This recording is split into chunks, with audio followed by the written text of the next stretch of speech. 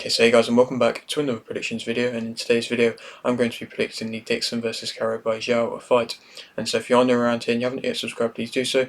Like video if you're doing the live video, and let's get straight into it. So going into this fight, Dixon is 9-0 with 1 KO and Carabajal is 22-1 with 3 KOs. This fight is for the vacant WBO World Lightweight title. Dixon's last fight was a win via unanimous decision versus Fanders, and Carabajal's last fight was a win via unanimous decision versus Matisse. This is in Dixon's home country of England. Dixon is a southpaw. Dixon is 28 and Carabajal is 33.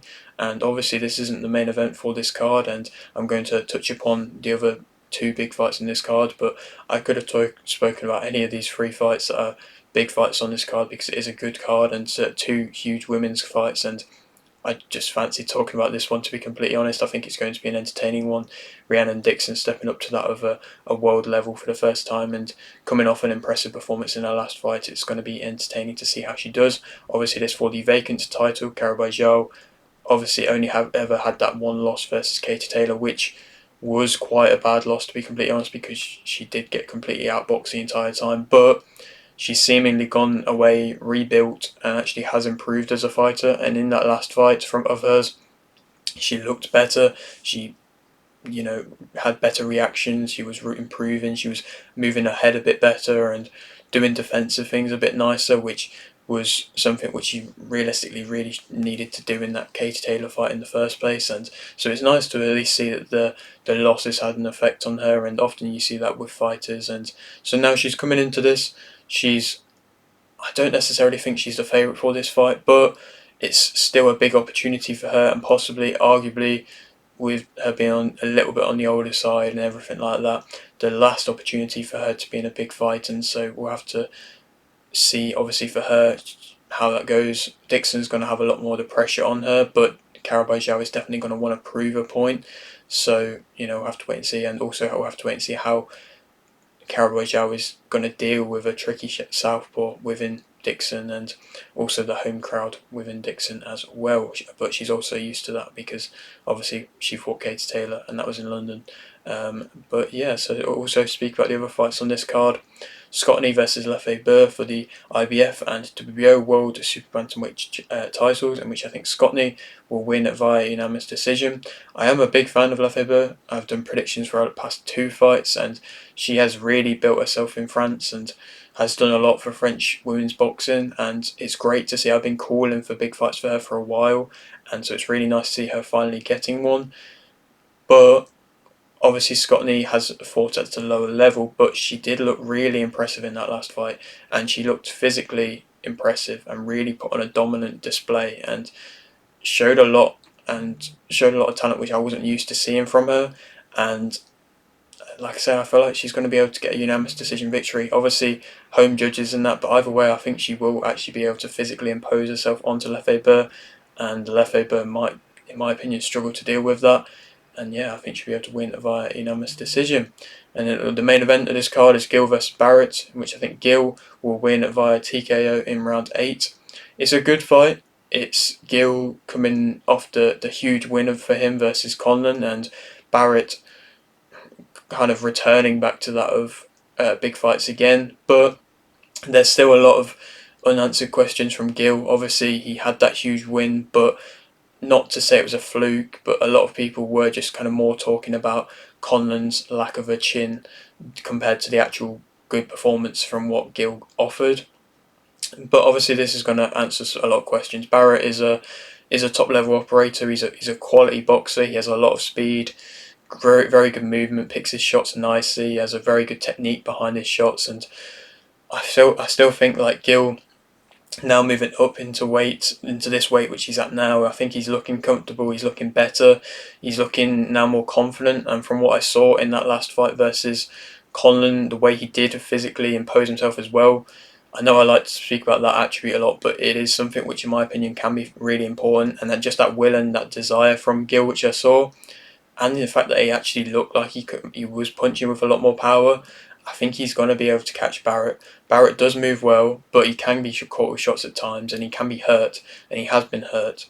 And I think Gill might be outboxed for a couple of the earlier rounds, but then I believe if Gill can consistently, or slowly I suppose, close the distance and be able to get into the inside, I think Barrett's going to struggle with that. And if he can cut off the ring, then I think he's going to be able to get a stoppage, like I say, into the later rounds. And then I don't know where Barrett goes from there. There's then possible world honours, which is just so crazy to see, to be saying, compared to just before the Condon fight, where everybody was writing him off and everybody was saying that he was done and everything like that, to now, if he wins this one, and like I say, if he wins it in impressive fashion, then he's right into the world rankings. And so we'll have to wait and see. Obviously, it is a very good domestic fight.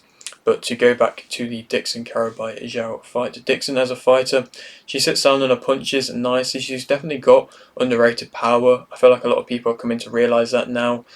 That last performance of hers, Fanders did well to stay in there, because Dixon was unloading strong shots onto her, and like I say, was planting her feet very nicely. And she moves well, Dixon. She controls the range. She's got good timing. She can fight in close or at a mid range. She did both of them against Fanders.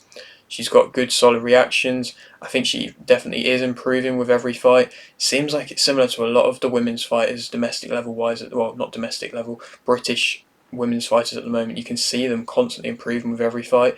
Like as of recent, Scottney, you could say that. Dixon, you could say that. Nicholson, you could say that.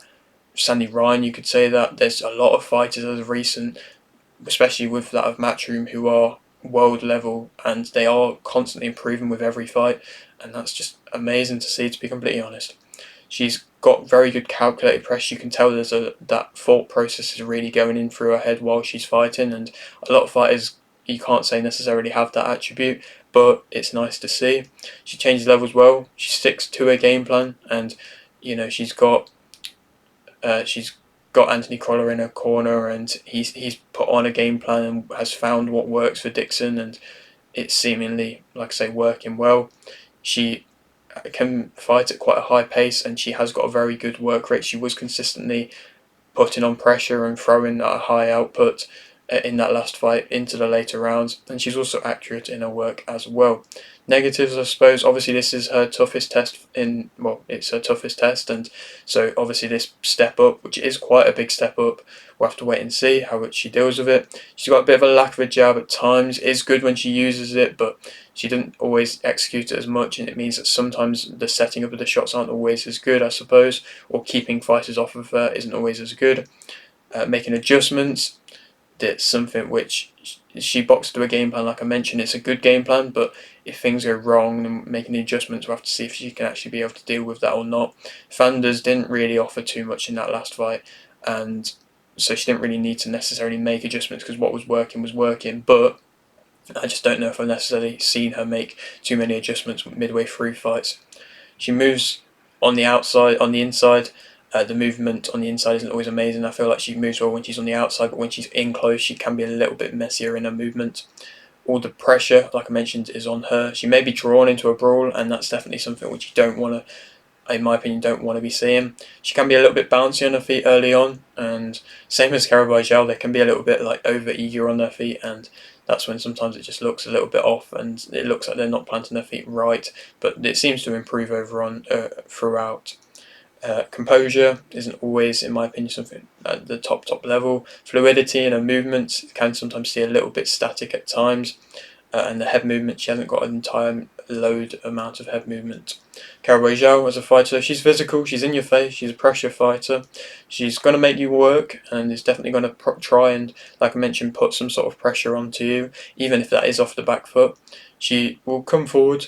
She has got good shot variety. She's durable. She can take a shot. She can box on the back foot or the front foot. She controls the centre. She's rangy in her work. She lets her hands go. She changes levels, and like I say, when I say rangy, she is very rangy, and she didn't land a lot of clean shots onto Taylor when she fought her, but she landed a few, and there was a couple then it's like, okay, you can see that there's something there with them rangy shots, but you just really had to work on the accuracy, and that was one of the main negatives, in my opinion, in that fight. Other negatives, I suppose, she can be messy, outboxed. She, like I mentioned, got clearly outboxed versus Taylor. Like I said, though, she has seemingly improved since then. Timing coming in, or she can be timed coming in. Cutting off the ring, she don't really seem to do that low. She's slower. arguments of her being past her best, but like I said, I don't know necessarily if that is the case. But obviously, this fight's going to answer that. Arm punches quite a lot of the times, not putting a lot of power into them or putting as much as she possibly could. Over eager movement, similar to like I mentioned that of Dixon. Reactions aren't amazing against speed.